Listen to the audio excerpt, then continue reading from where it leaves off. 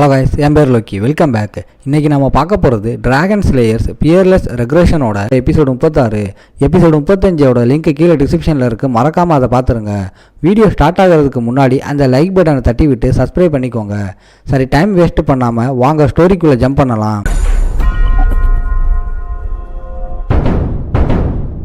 எபிசோட ஸ்டார்டிங்லேயே அந்த ரெக்வஸ்ட் என்னன்னு கிளிஃப் கேட்டதும் தேவைப்படும் போது சொல்கிறேன்னு நம்ம ஆளு கெத்தாக சொல்கிறான். கில்டால் பண்ண முடியாத எந்த டிமாண்டும் வைக்க மாட்டேன்னு அவனுக்கு ஒரு ரீஅசூரன்ஸ் கொடுக்குறான். வேற வழியே இல்லாமல் கிளிஃப் அந்த ஓப்பன் எண்டட் பார்கெயினுக்கு ரொம்ப கஷ்டப்பட்டு ஓகே சொல்கிறான். மாலு உடனே அந்த கியூரை எழுத ஸ்டார்ட் பண்ணுறான். கிளிஃப் சும்மா டென்ஷனாக உட்காந்து அதை பார்க்குறான். எழுதி முடித்ததும் அந்த ரெசிபியை அவன்கிட்ட கொடுக்குறான். கிளிஃபும் அதை உசுரை காப்பாற்றுற மாதிரி ரிலீஃபாக வாங்குறான். ஆனால் கிளிஃபை வெளியே அனுப்புறதுக்கு முன்னாடி நம்மால் ஒரு ஃபைனல் கேள்வியை கேட்குறான். இந்த மெடிசன் நிஜமாவே யாருக்கு அவ்வளோ அர்ஜென்ட்டாக தேவைப்படுதுன்னு நம்மால் கேட்குறான். கில்டுக்கு ஒரு ப்ராஃபிட்டபிள் ஃபார்முலா வேணும்னு சொல்லி கிளிஃப் அந்த கேள்வியை டாச் பண்ண ட்ரை பண்ணுறான். ஆனால் நம்மால் அந்த பொய்யை உடனே உடைக்கிறான். ஒரு சாதாரண பிஸ்னஸ் டீலுக்காக இவ்வளோ தூரம் கிட்னாப் பண்ணி பேனிக் ஆக வேண்டிய அவசியமே இல்லைன்னு லாஜிக்காக சொல்கிறான். அப்படி கார்னர் பண்ணதும் கிளிஃப் சைலண்ட் ஆகுறான்.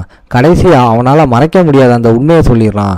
அந்த பேஷண்ட் ஆர்லிங்டன் ராயல்ட்டியை சேர்ந்த ஒருத்தர். ஆனால் அவங்க யாருன்னு பேரை சொல்ல மறுத்துடுறான். இதில் எத்தனை பாசிபிலிட்டிஸ் இருக்குன்னு நம்மளாலே கெஸ் பண்ணுறான். இப்போ சடனாக நம்மளுக்கு ஒரு விஷயம் ஸ்ட்ரைக் ஆகுது. அரன்சியாவுக்கும் கில்டுக்கும் கண்டிப்பாக அழிவு தான் வரும்னு தெரிஞ்சும் கிளிஃப் தன்னோட கண்ட்ரி மேலே இருந்த பாசத்தினால அங்கேயே திரும்பி போய் செத்து போனான். என்ன நடந்தாலும் கடைசி காலத்தை அரன்சியால தான் கழிக்கணும்னு அவன் டிசைட் பண்ணியிருந்தான். அதுக்கு மேலே கேள்வி கேட்டப்போ என்னை மன்னிச்சிடுன்னு சொல்லிட்டு அவன் எதுவுமே சொல்லலை. அந்த பழைய மெமரியையும் இப்போ கிளிஃபோட கண்ணில் இருக்கிற பயத்தையும் கம்பேர் பண்ணி அந்த ராயல் பேஷண்ட் கண்டிப்பாக கிளிஃபுக்கு ரொம்ப முக்கியமான ஒரு ஆளாக தான் இருக்கணும்னு நம்மளால் ரியலைஸ் பண்ணுறான். அரன்சியாவுக்கும் எம்பையருக்கும் நடுவில் ஆல்ரெடி கிளாஸ் ஸ்டார்ட் ஆகிடுச்சுன்னு அவனுக்கு ஞாபகம் வருது. கிங் கிட்ட பிரச்சனையாலையும் வீக்கான க்ரௌனாலையும் அந்த கிங்டம் ஆல்ரெடி ஆட்டம் கண்டு போயிருக்கு. அதனால் கான்டினென்டல் வால் ஸ்டார்ட் ஆகிறதுக்கு முன்னாடியே ஆர்லிங்டன் ராயல்ட்டி கூட ஒரு கனெக்ஷன் வச்சுக்கிறது ரொம்ப யூஸ்ஃபுல்லாக இருக்கும்னு நினைக்கிறான். அதனால் அந்த பேஷண்ட் யாருன்னு இதுக்கு மேலே நோண்ட வேணாம்னு டிசைட் பண்ணுறான். நம்ம ஆள் அந்த பார்கெயினை ஃபார்மலாக அக்செப்ட் பண்ணுறான். கிளிப்பும் ஓகே சொல்கிறான். கிளிப் உடனே அந்த ரெசிபியை தன்னோட மெத்தடில் செக் பண்ணுறான். அது ஒரிஜினல் தானே கன்ஃபார்ம் ஆனதும் அதை உசுரை காப்பாற்றுற மாதிரி கெட்டியாக பிடிச்சிக்கிறான். அப்போ நம்ம ஆள் என்னோட பஸ்ட் ரெக்வஸ்ட்டை இப்போவே கேட்குறேன்னு ரிமைண்ட் பண்ணுறான். கொஞ்சம் உஷாராகி அதை கேட்க கமிட் ஆகுறான். பஸ்ட் ரெக்வஸ்ட் ரொம்ப சிம்பிளாக இருந்தாலும் கிளிஃப் கொஞ்சமே எதிர்பார்க்கல. நம்ம ஆள் ரெயின்ஹார்ட் மெர்சன்ஸ் கில்டுக்கு கீழே ஒர்க் பண்ணணும்னு கேட்குறான். ஒரு ட்ராக்கர் ஏன் இப்படி கேட்குறான்னு கிளிஃப் கொஸ்டின் பண்ணும்போது தனக்கு இப்போதைக்கு ஒரு ஃபேக் ஐடென்டிட்டி வேணும்னு எக்ஸ்பிளைன் பண்ணுறான். சவுத்தர்ன் கான்டினென்ட்டில் கிரிமினல்ஸ் கிட்ட மாட்டி கிரிமினல் ஸ்க்ரூட்டினியில் இருந்து தப்பிக்கணும்னா ஒரு ட்ரஸ்டான நேம் வேணும். அதனால தான் ஸ்பெசிஃபிக்காக ரெயின்ஹார்ட் ஐடென்டிட்டி வேணும்னு கேட்குறான். கார்டில்ஸ் கூட ரெயின்ஹார்ட்டோட ரெப்புடேஷனை நம்புவாங்கன்னு அவன் ஆர்கியூ பண்ணுறான். இந்த லாஜிக்கை அக்செப்ட் பண்ண கிளிப் இவனை ஒரு கசின் மாதிரி ஃபேமிலியாக காட்டலாம். அப்போ யாருக்கும் டவுட் வராதுன்னு முடிவு பண்ணுறான்.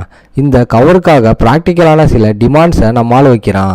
சவுத்தர்ன் கான்டினென்ட்டுக்கு போயிட்டு வர டிரான்ஸ்போர்ட் கூட்ஸ் ஸ்டோர் பண்ண ஒரு பெரிய வீடு வேணும்னு கேட்குறான். இதெல்லாம் சேர்த்து தான் பஸ்ட் ரெக்வஸ்ட்னு சொல்லிட்டு என்னை கிட்னாப் பண்ணி கூட்டிகிட்டு வந்தீங்களே, அப்போ நீங்களே என்னை திரும்ப கொண்டு போய் விடுங்கன்னு செம்மனக்கலாக சொல்கிறான். எல்லாத்தையும் ரெடி பண்ணுறதா கிளிப் ஒத்துக்கிறான். இப்போதைக்கு ரேஞ்சர்ஸ் உனக்கு எஸ்கார்டாக வருவாங்கன்னு ப்ராமிஸ் பண்ணுறான். கிளிப் கிளம்பும்போது அவனுக்கு அந்த சிக்கான ஆளு மேலே எவ்வளோ பாசம் இருந்தால் இவ்வளோ ஈஸியாக நம்ம டிமாண்ட்ஸுக்கு எல்லாம் ஓகே சொல்லுவான்னு நம்ம ஆள் ஃபீல் பண்ணுறான். கீரோட கிளிப் ஹெவி கார்ட்ஸோட கிளம்புறான். இப்போ ஒரு ரேஞ்சர் திரும்பி நம்ம ஆளை பார்க்குறான். நம்ம ஆளை எஸ்கார்ட் பண்ண ரேஞ்சர்ஸ் ரெடி ஆகுறாங்க. வெளியே நம்ம ஆளுக்காக ஒரு குதிரை வெயிட் பண்ணுது. அந்த குதிரையோட குவாலிட்டியை புகழ்ந்துட்டு மூடை ரொம்ப லைட்டாக வச்சுக்க ட்ரை பண்ணுறான். எதுவே நடக்காத மாதிரி அந்த ரேஞ்சர்ஸுக்கு தேங்க்ஸ் சொல்கிறான். அப்புறம் சும்மா மின்னல் வேகத்தில் நம்ம ஆளோட மூவை ஸ்டார்ட் பண்ணுறான். நம்ம ஆள் போகிறதே அந்த ரேஞ்சர்ஸுக்கு லேட்டாக தான் புரியுது. ஒருத்தன் கோர்ஹன் லாங்குவேஜில் ரெயின்ஹார்ட் கூட நமக்கு இருந்த கான்டாக்ட் முடிஞ்சிருச்சான்னு கேட்குறான். இன்னொருத்தன் உனக்கு கோர்ஹன் லாங்குவேஜ் தெரியுமான்னு ஆச்சரியப்பட்டு ட்ராக்கர்ஸ் இந்த லாங்குவேஜையும் கற்றுக்கிட்டாங்களான்னு யோசிக்கிறான். நம்மளால் அவங்களோட லாங்குவேஜ்லேயே இதெல்லாம் சும்மா ஒரு ஹாபி தான் கெத்தா சொல்லிட்டு மைக்கன் கிட்ட இருந்து ஒரு பெரிய ஆளை ரெஸ்கியூ பண்ணுற புது ஜாபுக்கு அவங்கள ஹையர் பண்ண ட்ரை பண்ணுறான். கொஞ்சம் தயங்குறான். ஆஃபர் பிடிச்சிருந்தாலும் ரொம்ப காசியஸாக இருக்கான். ரெயின்ஹார்ட் ஜாபே நல்ல பேமெண்ட் கொடுத்ததுனால காசு இங்கே மேட்டர் இல்லைன்னு சொல்கிறான். அவங்களோட கிங் டிரான்சென்டன்ட் ஹவுசஸ் கூட எந்த டீலும் வச்சுக்க கூடாதுன்னு ஆர்டர் போட்டிருக்காரு. அதனால் கேப்டிவ் ஐடென்டிட்டி தான் இங்கே மெயின் ப்ராப்ளம்னு சொல்கிறான். ஒன்று தான் தடையாக இருக்குன்னு தெரிஞ்சதும் நம்ம ஆளுக்கு செம ஷாக்கு. ரெயின்ஹார்ட் ஆல்ரெடி எனக்கு ஒரு ஃபேக் ஐடென்டிட்டி கொடுத்துட்டான். அதே கவரை கோர்ஹன் கான்ட்ராக்டுக்கும் யூஸ் பண்ணிக்கலாம்னு ஐடியா கொடுக்குறான்.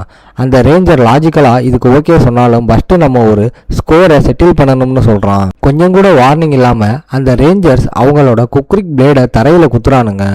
இதுக்கப்புறம் என்ன நடக்க போகுதுன்னு எல்லாரும் செம பதட்டமாகறாங்க.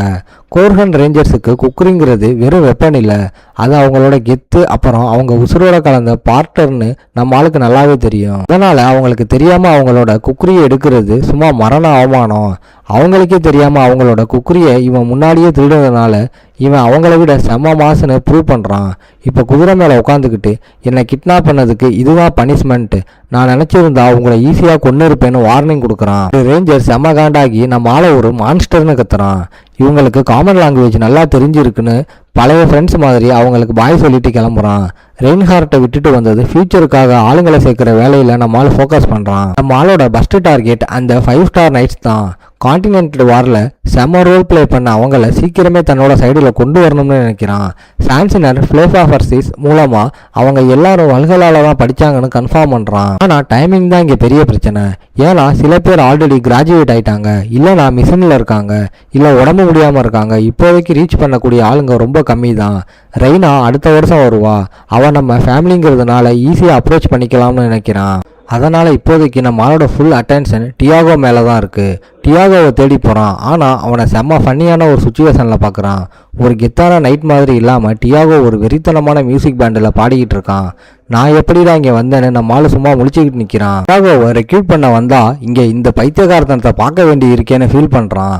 நம்ம ஆள் ஏதோ சொல்கிறதுக்குள்ள டியாகோ அவனை அந்த கிளப்புக்குள்ளே இழுத்துட்டு போய் நமக்கு ஒரு ட்ரம்பர் வேணும்னு சொல்கிறான். கொஞ்ச நேரத்திலேயே இவனை southern fusion new age music கிளப்பில் ஒரு அஃபீஷியல் மெம்பராக ஆக்கிடுறானுங்க. அந்த வைப்பில் மாட்டிக்கிட்டு இவனும் ட்ரம்ஸ் ப்ளே பண்ண ஸ்டார்ட் பண்ணுறான். அந்த பேண்டு எந்த ரூல்ஸும் இல்லாமல் சும்மா வெறித்தனமாக பர்ஃபார்ம் பண்ணுறாங்க. டியாகோ அந்த கிளாஸை செம்மையாக என்ஜாய் பண்ணிக்கிட்டு எல்லாரையும் ஃபன் பண்ண சொல்கிறான். முடிஞ்சதுக்கு அப்புறம் தான் நம்ம எப்படி இதில் கேரியாவை ஆகிட்டோம்னு நம்ம ஆளுக்கே புரியுது. டியாகோவோட அந்த மொமெண்டம் நம்ம ஆளை கண்ட்ரோல் பண்ணிடுச்சுன்னு ஃபீல் பண்ணி செம்ம எம்பாரசிங்காக வெளியே வரான். வீட்டுக்கு வந்ததும் சர்வெண்ட் வெல்கம் பண்ணுறான். ஆனால் நம்மளால நேராக ட்ரைனிங்க்கு போயிட்டு என்னை யாரும் டிஸ்டர்ப் பண்ணாதீங்கன்னு ஆர்டர் போடுறான். ட்ரூ டிராகன் ஸ்வாட் ஆர்ட்டையும் அதுக்கு ஏற்ற சர்க்குலேஷன் மெத்தடையும் ஸ்டடி பண்ணுறான். ஃபஸ்ட்டு அந்த டெக்ஸ்ட்டில் இருக்கிற டேர்ம்ஸ் ஒன்றுமே புரியலை.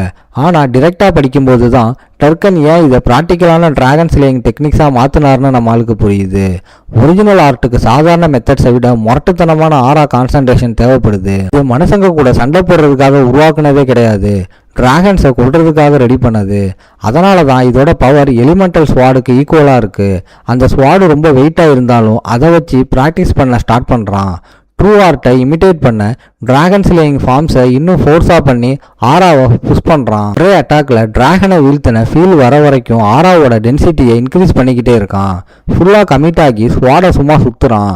அந்த ஃபோர்ஸ் ட்ரைனிங் கிரவுண்டையே சும்மா அதிர வைக்குது. அந்த டிஸ்டர்பன்ஸ்னால மேலேருந்து ஒருத்தன் இதை வாட்ச் பண்ணுறான். வாழை அந்த ஹால் ஃபுல்லாக ஸ்வாடால் ஒரு பெரிய புயலையை உருவாக்குறான். அந்த ஸ்ட்ரெயினில் ஃபைட் பண்ணும்போது தன்னோட செலஸ்டியல் போன் பாடி எவ்வளோ எக்ஸ்ட்ரானரியாக இருக்குன்னு ரியலைஸ் பண்ணுறான். ஒரு ஸ்கில்லை எப்படி மாஸ்டர் பண்ணுங்கிற ரூட்டை அது அப்படியே கண்ணு முன்னாடி காட்டுது. ஒவ்வொரு தடவை பண்ணும்போதும் அந்த டெக்னிக் நம்ம ஆளோட உடம்புக்குள்ளே செட் ஆகுது. எவ்வளோ ப்ராக்டிஸ் பண்ணுறானோ அவ்வளோ சீக்கிரம் அதை மாஸ்டர் பண்ணிடலாம்னு புரிஞ்சுக்கிறான். அப்போ சடனாக ஒரு ஃப்ளாஷ் அடித்து அந்த ஃப்ளோவை டிஸ்டர்ப் பண்ணுது. அந்த டெக்னிக்கை தாண்டி வேற ஏதோ ஒன்று இருக்கிறத சென்ஸ் பண்ணுறான். இப்போ நான் ரீசெண்டாக கிரிம்சன் நைட் லெவலை தாண்டி வந்தோம்னு நம்ம ஆளுக்கு ஞாபகம் வருது. ஆனால் இப்போ அப்சீடியன் நைட்டோட பேரியர் முன்னாடி நிற்கிது. இவ்வளோ ஸ்பீடாக க்ரோ ஆனால் முன்னாடி இருக்கிற பேரியர் இன்னும் டஃப்பாக இருக்கும்னு யாரோ கொடுத்த வார்னிங் ஞாபகம் வருது. ஆனால் பஹாமட்டோட ஹார்ட்டு ட்ரூ ஆர்ட்டுக்கு ரெஸ்பான்ஸ் பண்ணி சும்மா துடிக்குது. மாலை நிறுத்தாமல் ஸ்வாடை சுத்த சொல்லுது. அந்த ஃபீல் மறைஞ்சு போகிறதுக்குள்ளே அதை பிடிக்கணும்னு நிற்காம சுற்றுறான். அப்போ நம்ம ஆளுக்குள்ளே இருந்து ஒரு ரெட் சிஜில் முரட்டுத்தனமாக வெடித்து வெளியே வருது. நம்ம ஆளோட நெஞ்சில் ஒரு டிராகன் மார்க் எரியுது. இதை பார்த்ததும் நம்ம ஆளோட கான்சன்ட்ரேஷன் பிரேக் ஆகுது. அதே நேரத்தில் ரெட் ஹேர் இருக்கிற ஒரு ப்ரெசன்ஸு இதுக்கு ரெஸ்பான்ஸ் பண்ணி முழிச்சுக்கிற மாதிரி இருக்குது. பஹாமட்டோட ஹார்ட் ஷார்ட் அண்ட் ட்ராக்கரோட ட்ரூ டிராகன் ஸ்வாட் ஆர்ட்டுக்கு ரியாக்ட் ஆகி உள்ளே சீல் ஆகி இருக்க ஒரு மெமரியை ப்ளே பண்ணுதுன்னு சிஸ்டம் சொல்லுது. நம்ம ஆளை சுற்றி இருக்கிற வேர்ல்டு அப்படியே மறைஞ்சு ஒரு டார்க்கான புது இடமா மாறுது. எந்த இடம்னு கண்டுபிடிக்க ட்ரை பண்ணுறான். ஆனால் அந்த டார்க்கில் ஒன்றுமே புரியலை. அப்போ அந்த டார்க்கில் இருந்து வேற ஏதோ ஒன்று நம்ம ஆளை நோக்கி வரதை சென்ஸ் பண்ணுறான். ஆர்மர் போட்ட ஒரு ஸ்வாட்ஸ்மேன் சன் டவுனோட ரூலர் பஹாமுட் கிட்ட ஒரு ரெக்வஸ்டோட வரான். டிராகன் எந்த பதிலும் சொல்லாமல் சைலண்ட்டாக இருக்கு. தான் சீரியஸாக வந்திருக்கேன்னு அவன் ப்ரூவ் பண்ண வேண்டியிருக்கு. ஹேமுட்டுக்கு ரொம்ப தேவையான ஒரு விஷயம் என்கிட்ட இருக்குன்னு அவன் சொல்கிறான். ஷார்ட் அண்ட் ட்ரேக்கர் தான் உருவாக்குன ட்ரூ டிராகன் ஸ்வாட் ஆர்ட்டை பஹாமுட்டு பாதுகாக்கணும்னு கேட்குறான். இதோட இந்த எபிசோடு முடியுது. ஓகே காய்ஸ், இன்னைக்கு ஸ்டோரி எப்படி இருந்துச்சுன்னு கமெண்ட்ல சொல்லுங்க. இந்த வீடியோ பிடிச்சிருந்தா மறக்காம லைக், ஷேர் அண்ட் சப்ஸ்கிரைப் பண்ணிருங்க. உங்களை நான் அடுத்த எபிசோட்ல பார்க்குறேன். Bye guys.